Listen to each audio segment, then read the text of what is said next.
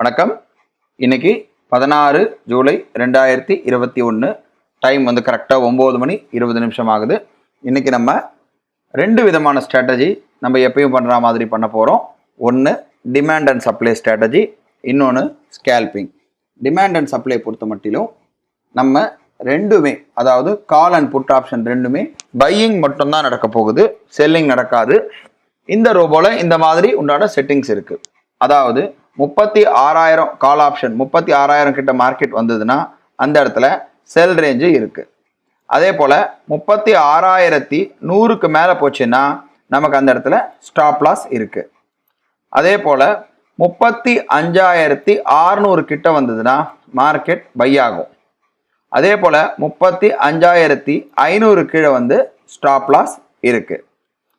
ரெண்டாவது, இப்போ நம்ம ரெண்டு கால் ஆப்ஷன் எடுத்திருக்கோம். ஒன்று 36,000 கிட்ட வந்ததுன்னா மார்க்கெட்டு 36,000 புட் ஆப்ஷன் பை பண்ணோம்.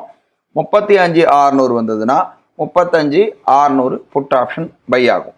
இந்த ரெண்டு லெவலையுமே தொட்ட உடனே நடக்காது. தொட்டுட்டு மார்க்கெட் கீழே வந்துட்டு திரும்ப ரிவர்சல் போகும்போது தான் நடக்கும். அதே போல் மேலே போயிட்டு 36,000 தொட்ட உடனே நமக்கு செல்லு வராது. தொட்டுட்டு மார்க்கெட் ரிவர்ஸ் ஆனால் நடக்கும். சில டைமில் மார்க்கெட் அப்படியே மேலே போயிட்டானா நமக்கு என்ட்ரி கிடைக்கிறதுக்கு உண்டான வாய்ப்புகள் இல்லை. ஸோ அதனால் இப்போதைக்கு இன்றைக்கி இந்த ரெண்டு லெவல்ஸ் நம்ம ஃபிக்ஸ் பண்ணி வச்சுருக்கோம். இன்றைக்கி மார்க்கெட்டுடைய சிச்சுவேஷன் 11:36 ஆகுது. இப்போ நம்ம வந்து 36,000 புட் ஆப்ஷன் வந்து நம்ம வந்து பை பண்ணியிருக்கோம். ரோபோ மூலமாக ஸ்கேல்பிங் போட்டிருக்கோம். இப்போ நம்ம பேங்க் நிஃப்டி ஃபியூச்சர்ஸ் சார்ட்டில் செல் போட்டாலே நமக்கு புட் ஆப்ஷன் பை ஆகும். பை வரும்போது டைரெக்டாக கால் ஆப்ஷன் பை ஆகும். பட் இதில் செல்லு வரும்போது மட்டும் செல் சிக்னலில் கொடுத்துச்சு அப்படின்னா, இல்லை நம்ம ஷார்ட் அடித்தோம் அப்படின்னா ஸ்கேல்பிங்காக புட் ஆப்ஷன் பை ஆகும். அந்த விதத்தில் 36,000 புட் ஆப்ஷன் நம்ம ஸ்கேல்பிங்காக பை பண்ணியிருக்கோம். மொத்தம் 12 லாட் போட்டிருக்கோம். இன்னொரு 100 பாயிண்ட் கிட்ட போனோம். வெயிட் பண்ணி பார்ப்போம். டைம் வந்து கரெக்டாக 12:02 ஆகுது. இப்போ பார்க்குறோம், நமக்கு வந்து மார்க்கெட் வந்து நம்ம புட் ஆப்ஷன் 36,000 புட் ஆப்ஷன் ஒரு 12 லாட் பை பண்ணியிருந்தோம் ஸ்கேல்பிங்காக. மார்க்கெட் இப்போ கீழே வந்துட்டுருக்கு.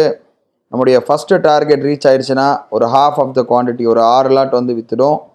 இப்போதைக்கு பார்த்தீங்க டைம் கரெக்டாக 12:03 ஆகுது. இப்போ நம்ம பார்த்தீங்கன்னா 36,000 புட் ஆப்ஷன் வந்து பை பண்ணியிருந்தோம் ரோபோ மூலமாக ஸ்கேல்பிங்காக.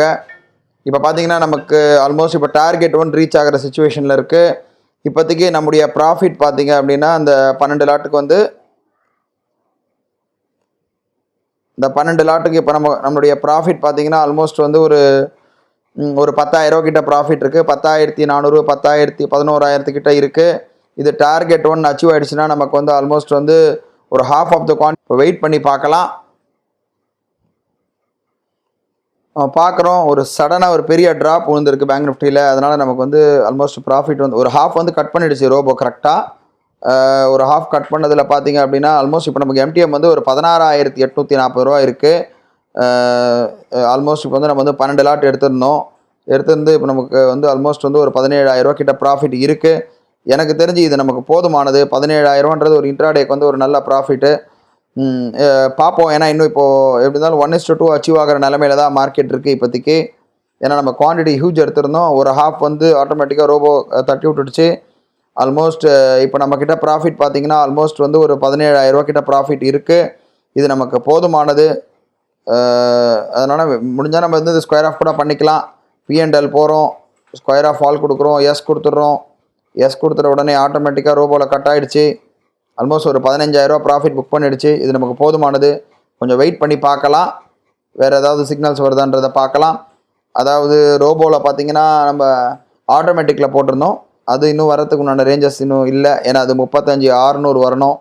ஏன்னா இன்றைக்கி அந்த ரேஞ்ச் பவுண்டில் போகிறதுனால தான் நம்ம வந்து இவ்வளோ தள்ளி போட வேண்டியதாக இருக்குது. இந்த இடத்துல தான் டிமாண்ட் அண்ட் சப்ளை வருது 36,000. அதே போல் கீழே பார்த்தீங்கன்னா 35,600. சரி, வெயிட் பண்ணி பார்ப்போம். டைம் கரெக்டாக 2:20 ஆகுது. மூமெண்ட் எதுவும் இல்லை. டிமாண்ட் சைடு வர்றதுக்கு ஒன்றும் வரா மாதிரி தெரியல. மணி 2 ஆகிடுச்சு.